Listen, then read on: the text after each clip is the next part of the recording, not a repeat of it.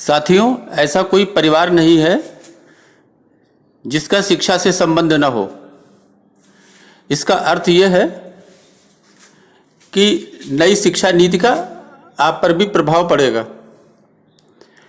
बुधवार को देश की शिक्षा नीति में 34 सालों बाद नए बदलाव किए गए हैं। भारत सरकार ने नई शिक्षा नीति को मंजूरी दे दी है। अब होगी पूरे देश में एक समान शिक्षा।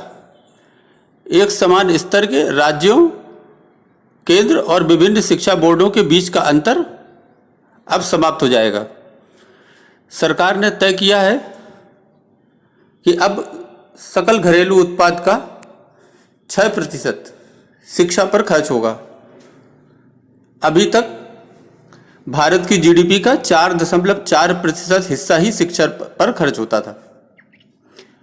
मानव संसाधन विकास मंत्रालय अब शिक्षा मंत्रालय होगा।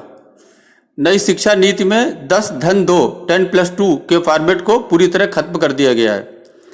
अभी तक हमारे देश में स्कूली पाठ्यक्रम 10+2 के हिसाब से चलता था, लेकिन अब यह 5+3+3+4 के हिसाब से होगा। इसका मतलब है पहला 5 अर्थात प्राइमरी से दूसरी कक्षा तक ये पहला हिस्सा होगा। 3 यानी फिर तीसरी से 5वीं तक दूसरा हिस्सा। 3 यानी 6ठी से 8वीं तक तीसरा हिस्सा और 4 अर्थात 9वीं से 12वीं तक आखिरी हिस्सा। पहले 3 साल बच्चे आंगनवाड़ी में प्री स्कूलिंग शिक्षा लेंगे। फिर अगले 2 साल तक कक्षा 1 एवं 2 में बच्चे स्कूल में पढ़ेंगे। इसमें 3 से 8 साल तक की उम्र के बच्चों को कवर किया गया है। इसके बाद प्रिपरेटरी स्टेज में कक्षा 3 से 5 तक की पढ़ाई होगी। 8 से 11 साल तक की उम्र के बच्चों को इसमें कवर किया गया है। मिडिल स्टेज में कक्षा 6 से 8 की कक्षाओं की पढ़ाई होगी तथा 11 से 14 साल की उम्र के बच्चों को इसमें शामिल किया गया है। सेकेंडरी स्टेज कक्षा 9 से 12 की पढ़ाई, जिसमें विषयों का गहन अध्ययन कराया जाएगा। विषयों को चुनने की पूरी तरह आज़ादी भी होगी। मल्टीपल डिसिप्लिनरी एजुकेशन में अब आप किसी एक स्ट्रीम के अलावा दूसरा सब्जेक्ट भी ले सकते हैं। यानी अगर आप इंजीनियरिंग कर रहे हैं और आपको म्यूजिक का भी शौक है तो आप उस विषय को भी साथ में ले सकते हैं, पढ़ सकते हैं। अब स्ट्रीम के अनुसार सब्जेक्ट लेने पर जोर नहीं होगा। पहले जैसे स्ट्रीम के अनुसार सब्जेक्ट का चुनाव करना होता था, अब इसमें भी बदलाव आएगा। अभी तक आप आर्ट, म्यूजिक, क्राफ्ट, स्पोर्ट्स, योग आदि को सहायक पाठ्यक्रम या अतिरिक्त पाठ्यक्रम के आधार पर आप पढ़ते थे और इसे एक्स्ट्रा करिकुलर एक्टिविटी के तौर पर पढ़ते आए हैं। अब ये मुख्य पाठ्यक्रम का हिस्सा होंगे। इन्हें एक्स्ट्रा करिकुलर एक्टिविटी पर ही नहीं रखा जाएगा, ये मुख्य विषय का हिस्सा होंगे। सभी अभी किसी के बीमार होने या किसी भी कारण से किसी की पढ़ाई बीच में छूट जाती थी और दोबारा अगर वो उसे पढ़ना हो तो उसे फिर से शुरू से ही पढ़ना पड़ता था।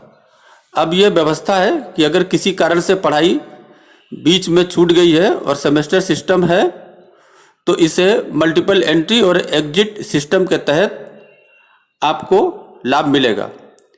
मतलब यह है कि प्रतिवर्ष आपको कोई ना कोई चीज़ जरूर मिलेगी। अगर आपने 1 साल पढ़ाई की है तो आपको सर्टिफिकेट, 2 साल की है तो आपको डिप्लोमा, और अगर 3 साल पढ़ाई हो गई है, 3 या 4 साल, तो आपको डिग्री दी जाएगी। आप चाहें तो दोबारा जहां से छोड़ा था वहीं से फिर से पढ़ सकते हैं, अपनी पढ़ाई चालू कर सकते हैं। आपको लेटरल एडमिशन हो पाएगा। रिसर्च में जाने वालों के लिए भी नई व्यवस्था की गई है। उनके लिए 4 साल की डिग्री प्रोग्राम का विकल्प दिया गया है। यानी 3 साल डिग्री के साथ 1 साल एमए करके एमफिल की जरूरत नहीं होगी। इसके बाद सीधे पीएचडी में जा सकते हैं। इसका मतलब ये हुआ कि सरकार ने नई शिक्षा नीति में अब एमफिल को पूरी तरह खत्म करने की योजना बना रखी है। तो मित्रों, ये नई शिक्षा नीति है, इसका आप पर भी असर पड़ेगा। इसे आप समाचारों के माध्यम से देखते रहें और नई शिक्षा नीति के लिए तैयार रहें। एक राष्ट्र, एक विधान और एक शिक्षा, ये फार्मूला लेकर सरकार अब आ रही है।